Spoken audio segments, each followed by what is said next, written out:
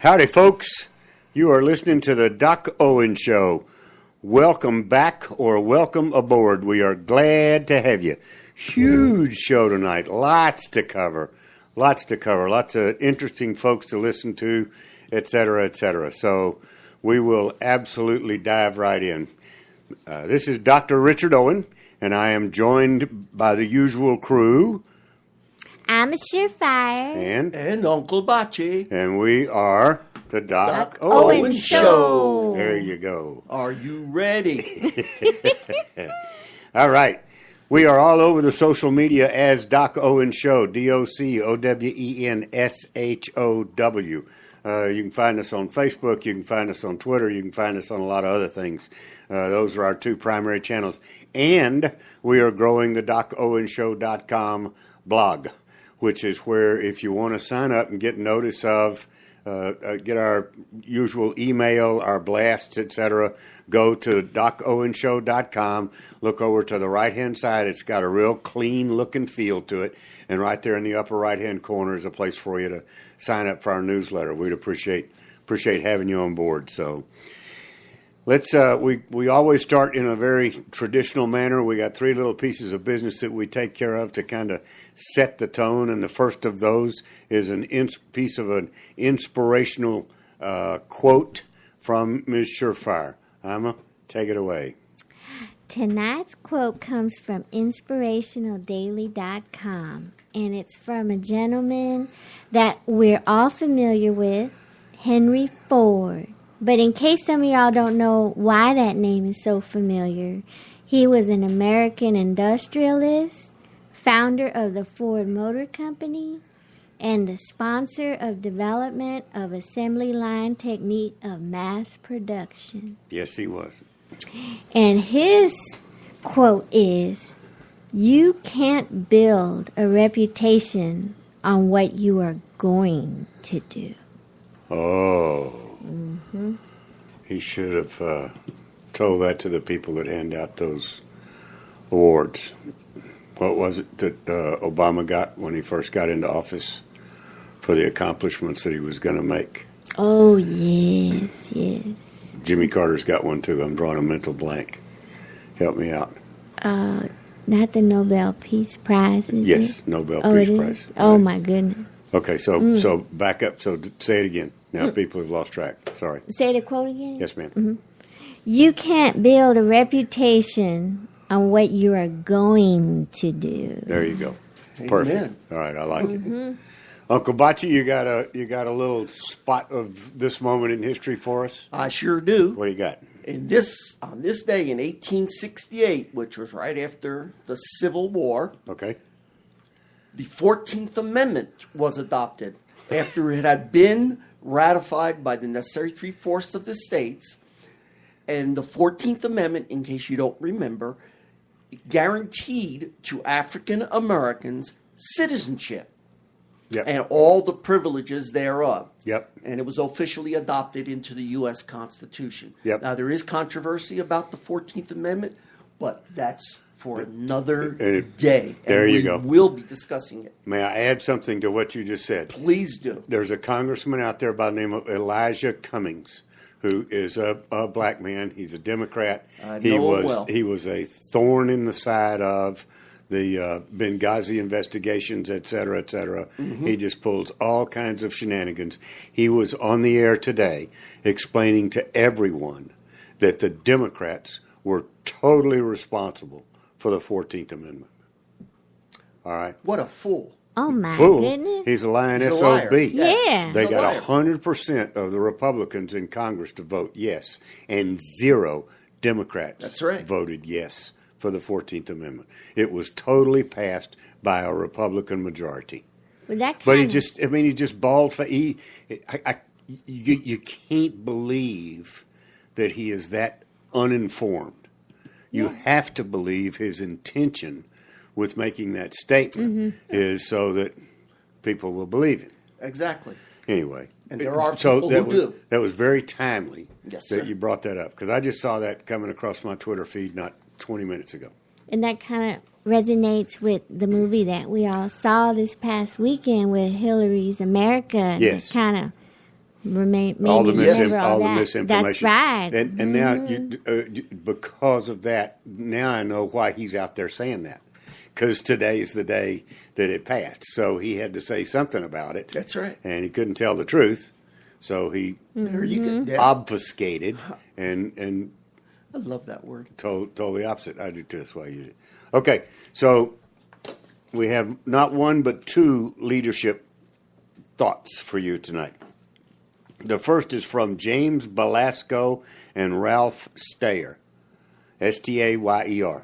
Unfortunately, I did not have the time to look up their background, but I like their quote. Change is hard because people overestimate the value of what they have and underestimate the value of what they may gain by giving that up. Okay? Good one. Number two, from a Mr. Gary Marshall. It's always helpful to learn from your mistakes because then your mistakes seem worthwhile. The School of Hard Knocks. I thought that was I like that. pretty clever.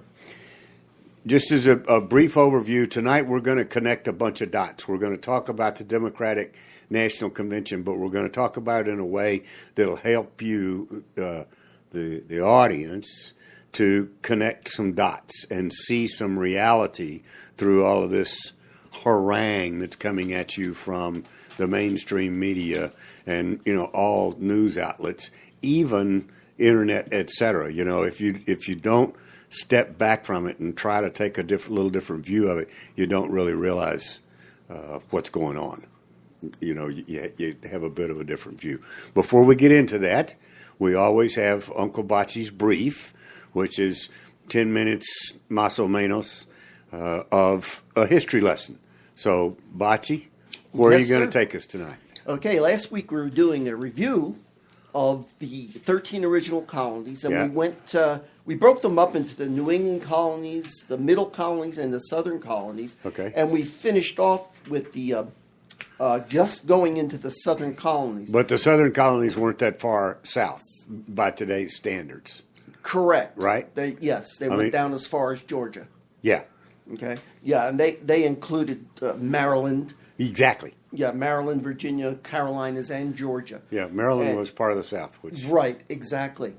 And the southern colonies were a lot different than the New England and the middle colonies. Even New England and the middle colonies were very different. Remember, the New England colonies were very puritanical and very intolerant. Right.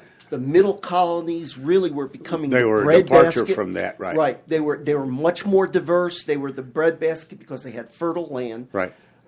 So that's what they turned to, and New York and Philadelphia grew exponentially because of that.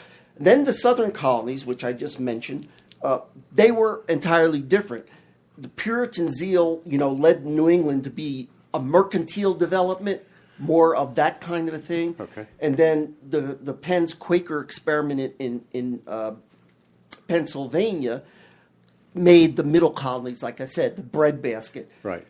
The South, they turned to cash crops, mostly tobacco, and some cotton. That was so they wouldn't have to pay tax on it. There you go. Cash. Yeah, there you go. Okay. Yeah, they can make their own cigarettes, right?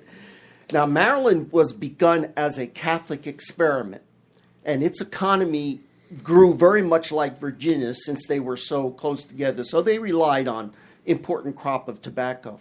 Virginia, pretty much the same thing. It was the first successful colony, southern colony. And then the Carolinas, if you remember when we talked about the English Civil War, that's when the Carolinas got their grant, and it was named Carolinas because of King Charles. Okay, and then Georgia. Georgia is very interesting because it was the last of the original 13. It was the last one that came along, and it was set up primarily because the British wanted a buffer between the 13 colonies and Florida, which was then Spanish and French. They were encroaching on those areas. So Georgia was kind of like set up for primarily because of a buffer zone, and it was named after King George. Kind of like Texans use Arkansas and Louisiana. Yeah, Okay. that's that. There you go. Now, the southern colonies really had it tough because a lot of them died. They did not have a very long lifespan because it was warmer there, and they had malaria, yellow fever. So life expectations were really quite low. The economy, growing cash crops, and cash crops like tobacco and cotton requires intense labor. Yeah. It requires a lot of labor. So what the South did is they turned to slaves and indentured servants to work on plantations. Right. And that was just the backbone of the Southern economy. Right. So now the people who populated the South, they came there for economic prosperity, which they couldn't find in Old England. And remember, Old England, there was no land available because all the land would belong to the nobles. Well, it's a small island. and It's a small island, but all they can grow is potatoes. Even with that, the land was all gobbled up. Yeah. Okay. Right. For generations before they ever had a chance at it. Right. Right. So Got it. when they came here, they saw plenty of land Yep. and plenty of opportunity. Yeah. So that's pretty much a wrap up of the British colonies, and I felt it was necessary to go through that since it's been a long time. Yeah, since we were there. We've talked that. Right. Now what I want to look at is some of the major points that we've learned as we've gone through our journey on There you history. go. Okay, cool. Remember way back when we talked about mercantilism, and that was a theory that of trade espoused by the European powers because they wanted to bring money into their coffers. And that was one of the things that we learned about. My family had the mercantile.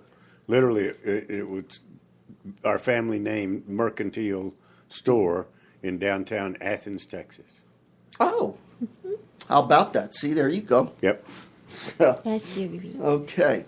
The next thing that we learned was freedom from religious persecution. Yep. Remember, that's why Massachusetts exists and the whole New England area. Right. So there was that sense of freedom from religious persecution. There was a vibrant political culture developed in the colonies because they did not really have the guidance of the mother country of England because it was so far away and England was so involved in wars, that they didn't pay much attention. Well, and if I may, I think it was more than not having the guidance. It was as much not wanting the guidance. Thank you. They came here yes. because they'd had about all the guidance they could stand. Exactly. You're absolutely right. Okay. So that lent to a vibrant political culture. Correct. Right. The other thing that we learned that was important was suffrage. People wanted input and to elect or select their representatives who were going to rule over them. So that created the roots for democracy to grow. Which they had not had in the old country. Exactly. Right. I mean, exactly. It was all noblemen, and they weren't. They didn't represent the people. They represented their own self-interest. Exactly. Yes. Sound familiar? Yeah. Oh, my bad. Yes. Okay, go ahead. Okay. Assemblies and county governments were developed in each colony. Remember the Virginia House of Burgesses, the very first legislature that was set up in the Americas. Okay. So we see Was in this- Virginia. Yeah, that was in Virginia. But if you remember when we talked about the other a lot of towns, Yeah. they had their judges. They selected their judges, and they created an atmosphere of government. But there was no.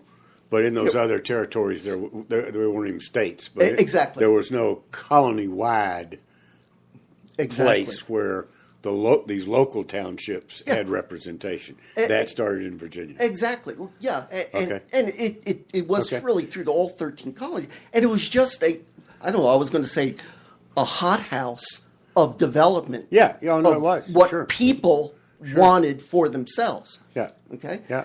And, of course, they elected local judges and juries from the local people. Okay. That's why there was an intense involvement of lawyers in politics. in the Americas, that which characteristic up until by the 1770s. Then we have the idea of American exceptionalism, and we will talk a lot more about that later on. But one of the things that you need to remember about American exceptionalism, it is the only country in the world that was formed by a free people. Right. Nowhere else did that Which exist. is, So that's by part definition, exceptional. Exactly. So all of these things that I'm bringing up are things that I want you to be thinking about as we go to the Revolutionary War and why the Constitution and all these things. These were all characteristics that started with a free people, a free-minded people. Right. There are some other things. Let me say them. I won't make any comments on them. But there was the idea of representation in government. Well, these are like consider these little homework bullets for the audience to pique their interest for next week. Absolutely. Google it. See what you find out. There was the idea of republicanism, which stressed equal rights and the need for virtuous citizens. All these things that were into the Declaration of Independence and the Constitution. That's crazy talk. There was the idea of assimilation. People were assimilating into the culture as they were forming the culture. That's nonsense. They had a sense of common defense. American unity was developing. And then the idea or the concept of self-governance. What's your source for all that information? That's just heresy. Is it? No, I just went through all my notes and just. That's crazy. Who would possibly think you could form a country based on those? I don't know. I don't either. That's I'm gonna. Well, what's interesting? I'm glad I'll be here next week because I want to hear how you tie all this together. What's really interesting is that we're talking about the 13 original colonies were British. These things did not happen as we went through the history of Spanish colonialism, French. No. These things did not happen in those areas. Right. Okay, so right. There we go. Which is what makes us exceptional. Bingo. Thank you very much. And who are you again? I am Uncle Bachi. Reach me at UNCLEBACI, Uncle Bachi, at DocOwenShow.com. I'm ready for you. Well done. Thank you, sir. Thank you, Bachi. We're going to take a very brief commercial break, and we will be right back. In these uncertain economic times, you've got to do whatever you can to save money. One of our biggest expenses can be our cars, especially when unexpected repair bills hit. Not anymore. If you own a vehicle with less than 130,000 miles, is less than 12 years old, has a warranty about to expire, or even no warranty at all, you could stop paying for car repairs. Roadside assistance, towing, and rental coverage are all included. Don't wait for the next repair. Make one free call right now to see if you qualify. If your vehicle is less than 12 years old, has less than 130,000 miles, even if it's out of warranty, paying for car repairs can become a thing of the past. Call us right now and get your car protected before your next repair bill hits. Get protection and no more repair bills. Call 877-212-5898. Again, 877-212-5898. That's 877-212-5898. 877-212-5898. All right. Well, Uncle Bachi had a senior moment when he was talking and he forgot something. So, what do you? I just wanted to encourage all of you to tune in next week, especially because I am going to be starting something on the African Americans, the history of the African Americans in this country. And that's before we get into other things that led up to the revolution. I think it's important that we understand. That we understand how far back it goes and, yes. and what it's really all about. Exactly. Okay, good Thank point. You. Thank you, sir. This week, again, as last week, we promised you we would finish off the second half of a conversation that I had with Bexar County District Attorney Nico LaHood. And so we're going to do that. But before we do, understand we're also going to finish the show by connecting some dots and talking about the Democrat National Convention. I'm not going to go through that with Nico because I recorded it in advance. But I guarantee you, Mr. LaHood's hero within the Democrat Party is John F. Kennedy. And as this convention goes on, I can see Kennedy banging on the top of his coffin, hollering, "Let me out of here." Yeah. This, Good analogy. I mean, that's all I know to tell you. So I hope you enjoy the conversation with Mr. LaHood. We will be right back. Go. And also, how does that comport with our Constitution? This is the United States of America. Dude. Based off the Constitution. And anything that sets itself up, and I say this over and over again, anything that sets itself up against our Constitution needs to be resisted by all Americans, liberal and conservative. Okay, so there was just something. I just saw something came across the wire that about the senators think that they're beginning to reach a compromise with this gun not being able to purchase a gun if you're on the no-fly list or the terrorist watch list. And they said that applies to about 109,000 people, 2,700 of whom are U.S. citizens. Mm-hmm. So I'm like, this is easy. 2,700 out, covered by Second Amendment, deal with them differently. The remainder of the 109,000 that are not citizens, don't let them buy guns. I think we need to be consistent. How hard is this? Remember, I always say this: be careful of the world you help create. Okay. Someday you might have to be in it. Yeah. My issue is a due process issue with that. Yeah. How do you get on that list? There is no due process. Anytime that there is a list registered by the federal government and the bureaucrats, and you're on the list, and you don't find out until you try to fly sometimes. I'm just saying. I mean, this guy that's responsible for Orlando, obviously was spoken to twice by FBI. But when you have our federal government saying, "Don't mention jihad. Don't talk about ISIS. Don't label somebody." Right. Look at San Bernardino. Look at the mentality of our country now. We're so afraid of being labeled. Those neighbors knew exactly that they smelled something fishy. This guy's wife knew what was But they didn't want to say anything because they were afraid of being labeled. Yeah. Now you have 14 people in San Bernardino taken. Right. And you have 50 people in Orlando. Both of them, in my opinion, could have been possibly avoided. Yes. Both of them could be. I don't think anybody can objectively say that there wasn't a good chance that could have been avoided if we would have responded appropriately, if we would have just had open conversations, not intending to potentially take the heat for overreacting. You know what I'm saying? Potentially take the heat for profile. And I see you moving parts in and out of your house 2 a.m, and I'm like, there's some suspicious. What am I going to be labeled as? What? As what am I going to be labeled? I mean, why? Only because we're dealing with someone that is of the Islamic faith, or we're so afraid of labels, and the leftist ideology wants to label you and call you names and put a phobe behind everything. Yep. It's insane. I care about Americans. I care about all Americans. People have the right to live the lifestyle they want. Period. That's true. And I will defend the homosexual as ferociously, and I use that word, as I'll defend the conservative Christian. Right. Because they're Americans. Right. And because we have a constitution, we have a rule book that our founding fathers set up for us. And when people want to change those rules, either go start your own country, right, but you got to leave here. You've got to follow our constitution. That's right. Period. End of story. It just ends right there for me. And I follow all of it. I don't pick and choose the portions that I like. I took an oath to defend and to protect the Constitution. That's hard on you, man. That's hard on you. I feel for you. I mean, it's easy for me because it's truth for me, man. I mean, when I there it is. It's in black and white. I mean, to me, it's just simple. I mean, It really is. I mean, it actually, the document itself and the concept itself was intended to be simple.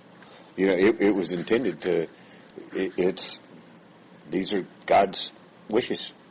Absolutely. They put it in writing. Absolutely. It wasn't their wish. I mean, I kind of get annoyed is a good word when people talk about the Constitution really doesn't matter because it was written by a bunch of white slave owners. Yeah. Look, and they didn't like slavery. Let me tell you. And they wrote the ability to do away with it into their document. Right. That's exactly right. You know, they no said, one takes it deeper. That no one look. Were our founding fathers perfect men? Of course not. No. There's not one. Only one person walked perfect on this earth, right. And it wasn't me. Short-lived. Them. Short-lived. Sure as hell wasn't you.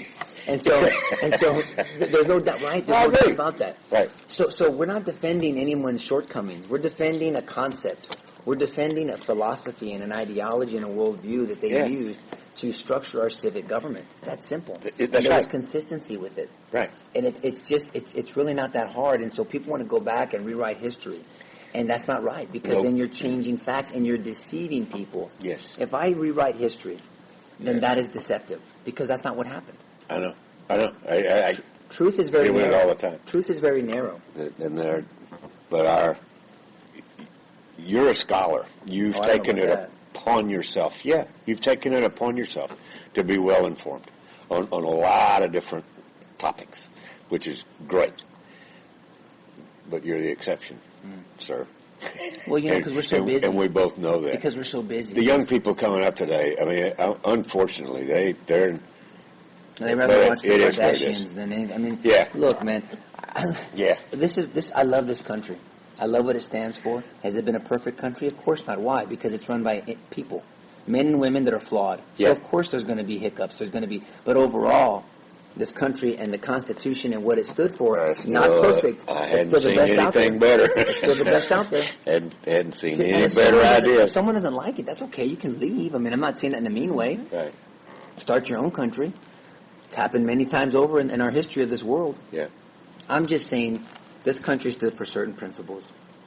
A certain document governed the way we run this country, and the ideology and the balance, the checks and balance. Yeah. Trying to take any power out of a king, out of any one person, because we can all get that syndrome wrapped in flesh and intoxicated by power. Sure. And so there's the checks and balances that is supposed to be put into our system.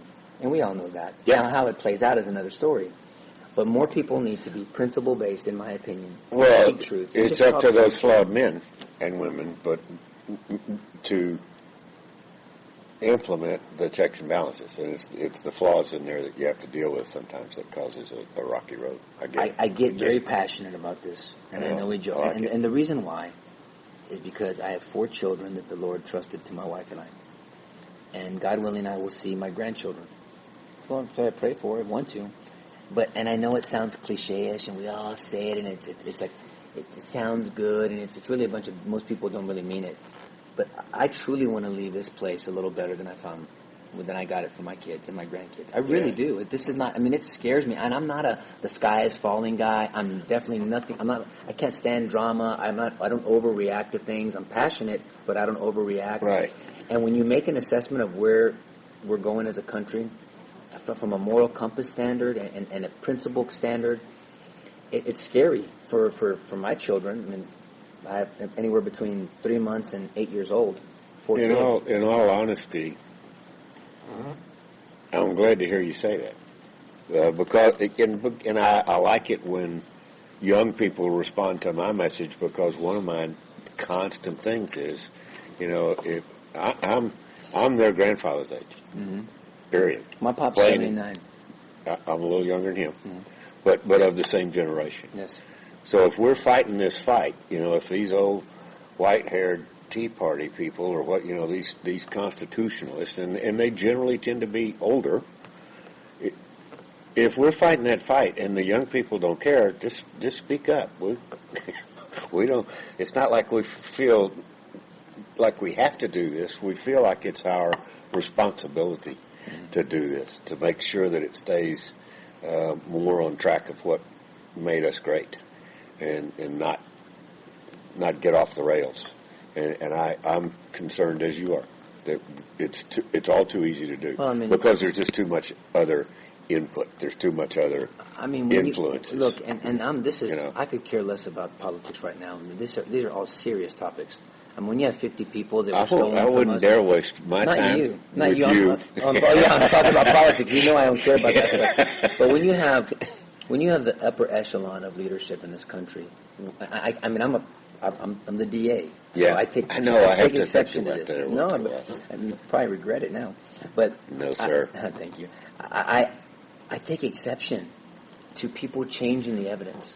I take that to heart. This is in my spirit, man. Yeah, you cannot do that. It's not. Now, you can assess, if you're given the evidence and you assess it, and you can do the right thing with the evidence, but to change it. Think of the example that it says. Well, when does it end?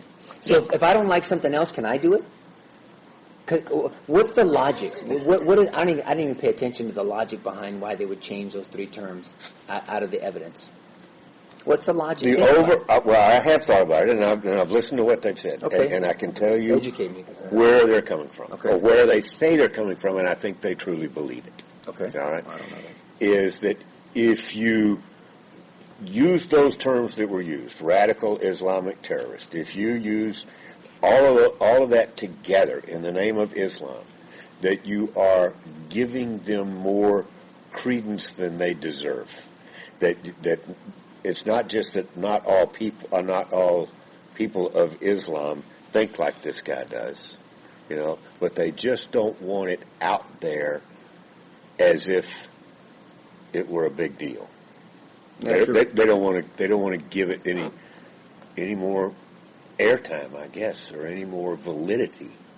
So they just wipe it out. That makes no sense to me.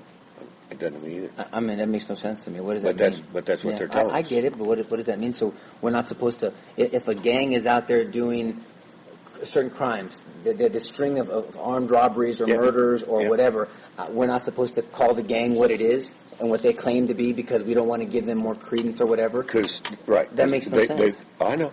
It's upside down logic. We don't do that in any other area of the law or the justice system, federal or state. We don't do that anywhere else. It's what I call fakaktika logic. It is just completely upside down. Say that fast. Upside down. Because let's say it the way you said. I'm going to see if you're paying attention. I was paying attention.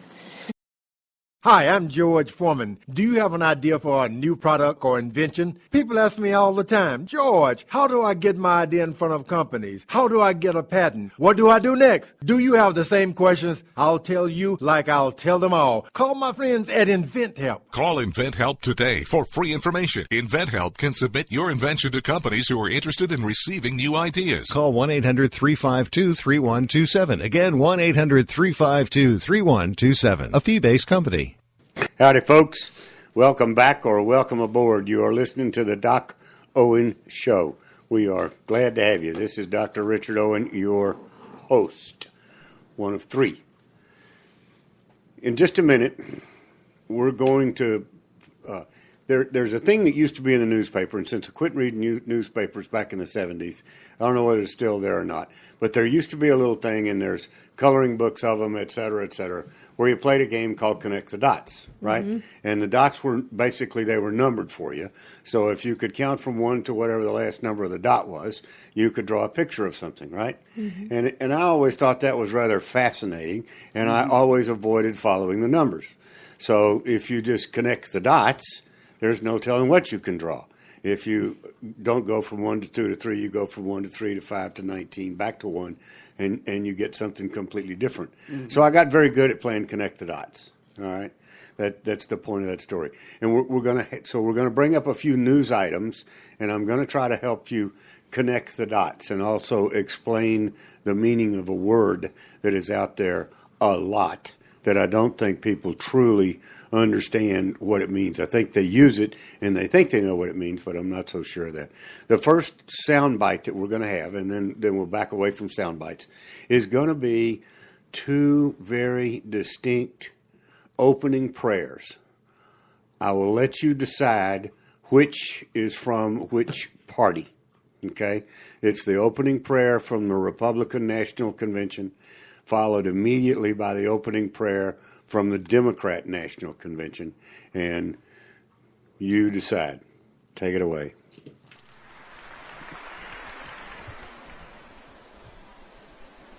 Our loving Father in heaven, we, thy children, bow our heads and give thee thanks for this beloved nation, for its inspired founding, and for the freedoms that we enjoy.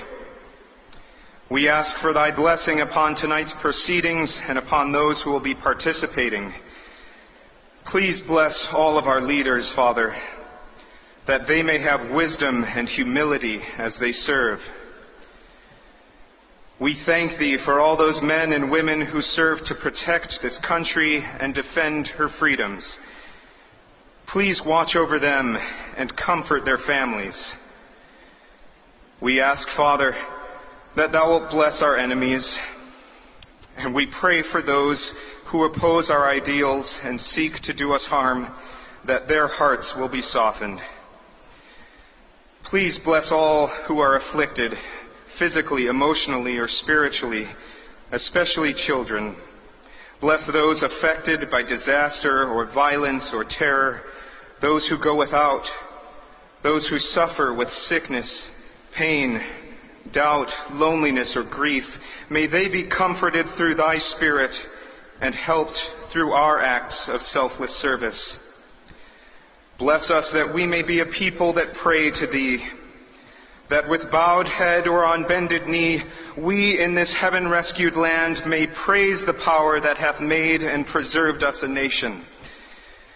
And Father, we pray for healing, healing for our society, healing for the family, even that healing that comes through the atonement of Jesus Christ.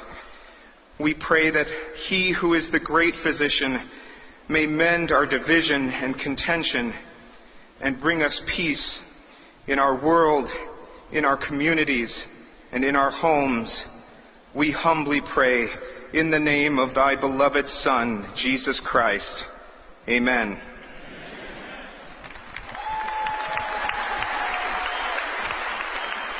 We have an opportunity, O God, to give undeniable evidence of our commitment to justice and equality by nominating Hillary Rodham Clinton as our candidate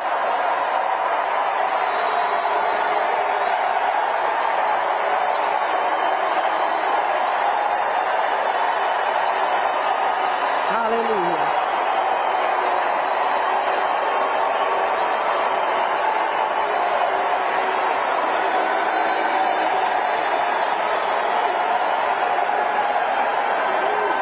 As our candidate for the highest office in the land.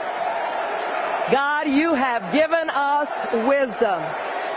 Now give us courage for the facing of this hour.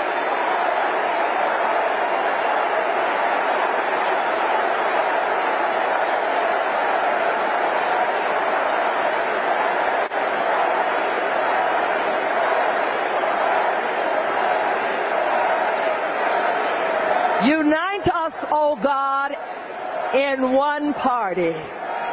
It is in your mighty name that we pray. Amen.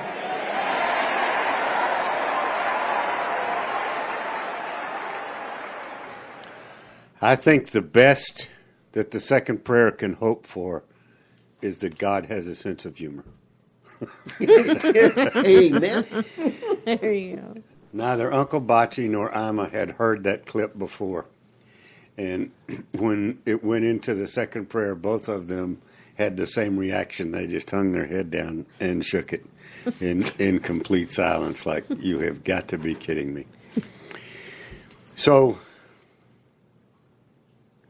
with that as a background, the word I want to bring up is hypocrite. We hear all the time about so-and-so is a hypocrite, or so-and-so is being hypocritical. I'm not so sure that sinks in. It's one of those words that is big and it's old and it's hard to spell, and it's, what it really means is what I grew up with when my mama taught me that somebody was being two-faced. In other words, they would tell you one thing to your face and go do the exact opposite. And I think that really says it. Hypocritical to me is just not strong enough. It's about being two-faced, okay? And that's I'd like to point out some incidences of two-faced that are staring us, two-faced decisions or two-faced representations that are staring us right in the face. And if we don't connect the dots properly, we won't really stop and think about it. And the first of which to me is those prayers. And the fact that they are both supposed to be, Christian, God-fearing organizations. Apparently one is not. But they tried to put up the front that they are. All right. The second thing is about the police and our support of the men in blue. If you remember anything from the RNC, there was an awful lot of support for them all around outside as well as inside. Almost there were quite a few speakers, not just one, that thanked them for their service, that brought up the fact that we're behind them, et cetera, et cetera. It was one big happy family. At the DNC, on the other hand, uniformed police are not allowed on the floor. Okay? There are no uniformed police allowed on the floor. That's one dot. The second dot is about fences. If you will recall, the Democrats, the liberals, the progressives are adamantly and vehemently, both of those terms mean strongly, against erecting a wall. They're making fun of Trump for wanting to do a wall. They're just giving him the daylights. And anybody who supports erecting a wall, they're against. Build bridges, not walls, or whatever the phrase is. That's their comeback, right? Yeah. So what was the first thing that they did around the Democrat National Convention in Philadelphia? They put up a 4-mile-long, 8-foot-high wall to keep people out, to keep Democrats out. Republicans didn't do that. It was one big happy square out there. Now, there were some, I'm sure there were some moments where one side or the other got a little cross with each other, but nothing major. Nothing major at all. There was really very little to report on, and there was a lot of buildup to the fact that we should be concerned about it. The police were there. The fact that they had approximately 10,000 Harley-Davidson riders in the neighborhood kind of walking around and helping maintain the peace probably didn't hurt any. But the point is, the liberals are totally against walls, and yet that's the first thing that they did was build one around their convention. Okay? So, and it totally was meant to keep the Bernie Sanders supporters out. Okay? What else is it that they are against and have been railing against for years, that it disenfranchises people is one of their favorite phrases, because poor, elderly, infirm folks cannot get to a point where they can get a photo ID. So they don't want photo IDs required to vote in America. And unfortunately, in a lot of cases, most cases, they're winning that fight. So can you abuse the polls if you don't have a government-issued photo ID? You tell me. Absolutely you can. What do you got to have when you go to the Democrat National Convention in order to get your little lanyard to wear around and, to get your, I'm a delegate, I belong here. What do you got to have to pick up your little packet when you get there? An ID. A government-issued photo ID is required. Two-faced. Mm-hmm. Two-faced. Mm-hmm. Do it this way. Oh, no. That doesn't apply to us. Yeah. We're going to do it the other way. Excellent examples. We're going to do it. We're going to do it. What turns out to be the right way. So, quit using the word hypocrite. Start talking about people being two-faced. I think it'll have a lot more impact. Hypocrite is way too nice. A couple of more dots we need to connect. I've already connected the photo ID. Bachi, Amma, what can you think of that's been going on, but either between the two or just, I'll give you another example. Let's see, a Democrat Congresswoman, Claire McCaskill, who's a loudmouth liberal. Sorry, that's redundant. Who's a liberal, is raising Cain because Donald Trump supposedly broke the law. He broke what's called the Lodge Act, okay, by trying to negotiate or work with or whatever with a foreign power without having the authority. And he did that when he called on Russia to go ahead and, if they had not hacked the DNC computers, please do so. So that's not exactly what he did, but yeah, go ahead. What exactly did he do? What did he do? whatever he did, I know he was being sarcastic. He was being being Trump. He was being Trump, and he did not ask them to do an act of espionage. Okay. He just satirically wanted the Russians to dump the 30,000. Okay. If they had them. If they had. Oh, okay. So he was referring to the 30,000 deleted emails. Is there any chance you've got the ones that exactly. you got them before they got deleted? Yeah. Okay. That's the way I understood it. Anyway. And I'm sure he was being satirical. Of I mean, course he's a Twitter king. You know, that's the reason nobody likes him, because he's basically a smart ass, with a lot of money. Yeah. and that's who he is, Okay, so, and at the same time that this was going on, what was going on or not going on stage, and Uncle Bocce, both of you guys noticed this the other day at their opening night. What was not present at the Democratic National Convention? The American flag. Exactly. None. Zip. That's Zero. pathetic. Nada. It's not that there weren't any flags. Oh, yeah, that's true. They had a Palestinian flag there. Other They countries sure did. that don't even belong here. Well, Palestine's not a country. That's a big fight between the people who support Israel and those who don't. There were American flags at the Democratic National Convention. There were tons of them being burned outside on the other side of the 8-foot fence because they couldn't get inside. Okay. The other thing that was going on was they paraded a couple of illegal aliens up on stage to talk about, it was a mother and daughter. I remember reading about it. And that, just the fact that they were there and put out, that was against the law. They shouldn't have been out there. Okay. That's ridiculous. What are some other dots that we've noticed between the two? Anything of consequence, or do you know what I'm saying? I mean, I'm asking you to think back, and by the way, folks, you are listening to three people that have not been watching the Democrat National Convention, and really, we didn't do a very good job of watching the Republican. It's to me, it's more about waiting for the sound bites and waiting for the feedback and watching it, the replays on YouTube, because I just don't like to put up with all the advertising and all of the nonsense coming out of the mainstream media. All the prescriptive advertisements. Yeah, exactly. Yeah. All the medical stuff.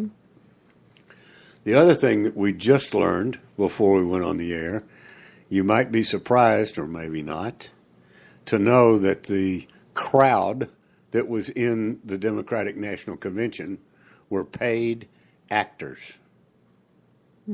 That's why the Bernie people are outside. Why would I think differently? Not just paid actors, but these are the same folks that demand $15 an hour for somebody to flip a hamburger, right? So since this gig was from 4 p.m. to 11 p.m. on a daily basis with no bathroom break, that's 7 hours. So they got 15 times 7, right? They got $105 for their effort, right? Nope. $50. $7.14 an hour is what the pay was. Amazing. And there were hundreds of them on the ground floor of the convention. According to Breitbart, the attendance at this Democratic National Convention is miserable. There was also a poll done that said that 68% of the people polled do not find that Hillary is trustworthy. What does that tell you? Amazing. That tells you that 32% of the people polled did not understand the question. There you go. There you go. Yeah. Yes, exactly. That's a good point. Because Yeah. I don't see how that could come out anywhere less than 100%. Yeah. They're just drinking the Kool-Aid or ignoring the truth. I also saw a quote today from Alan West, Colonel West, that you may recall, who is now a Texan. We're proud to have him here. Made the statement that if you want to make a conservative mad, tell him a lie. if you want to make a liberal angry, tell them the truth. Exactly. Wow. They can't handle the truth. That's a good one. Makes their head explode. Yeah. Okay, so while you're thinking of dots, those are some pretty big dots. That's an excellent. Well, it's a good game to play. Job. Yeah, so, it is. so then go back and look at your news releases. Look at your, watch all the feeds that come out about what's going on, and connect those dots and see the difference in the two pictures that you get. That's the reason it was so powerful when Trump made the statement that he was the law and order president. And by the way, here's a new dot that I saw just before we went on the air.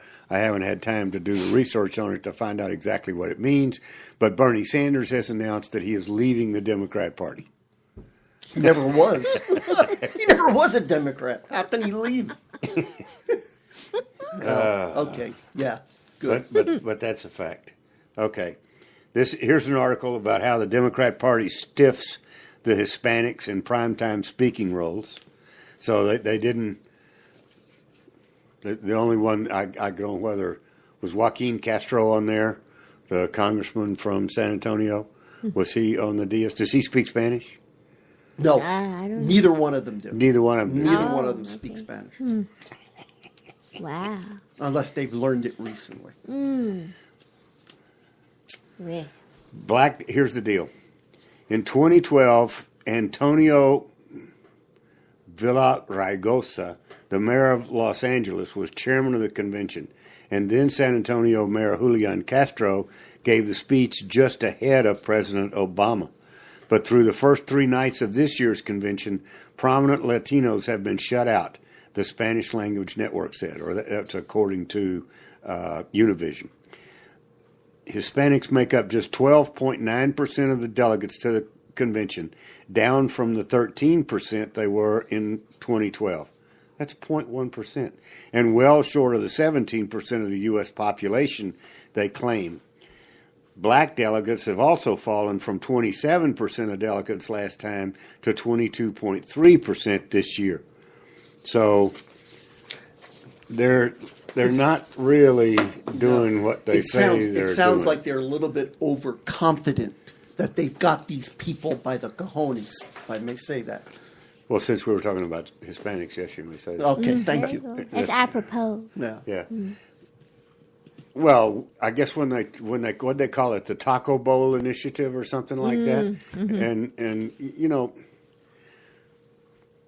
we live in San Antonio, Texas. Our Latino brethren are not stupid. No, they are not. Okay, they probably are better at recognizing a two-faced gringo faster than we are. Okay, that's just the way it works, and they don't stand for it, and they don't give you a second chance. I mean, that's just not the way it works, and we all know that. So that I got a feeling they knew, or they probably didn't know the name of it, the Taco Bowl initiative, but they knew that something was going on, and they were not being dealt with a full deck of cards.